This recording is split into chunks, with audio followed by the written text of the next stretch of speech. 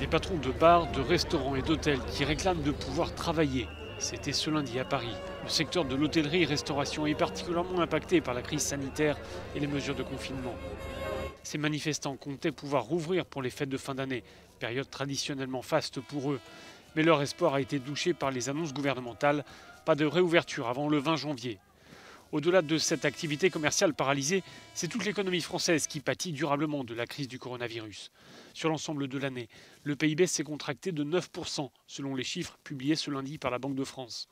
L'an prochain, la croissance économique devrait tourner autour de 5%, évidemment s'il n'y a pas de nouvelle vague épidémique. Effacer les effets de la crise, cela prendra du temps, plus de temps que prévu, prédisent les experts de la Banque de France. En témoignent les chiffres de l'emploi.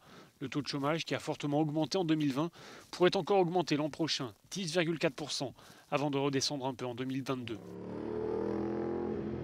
Les autorités comptent évidemment sur la généralisation des vaccins dans l'année qui vient, mais d'ici là, les restrictions sanitaires risquent de rester de mise, ralentissant les perspectives d'une reprise économique.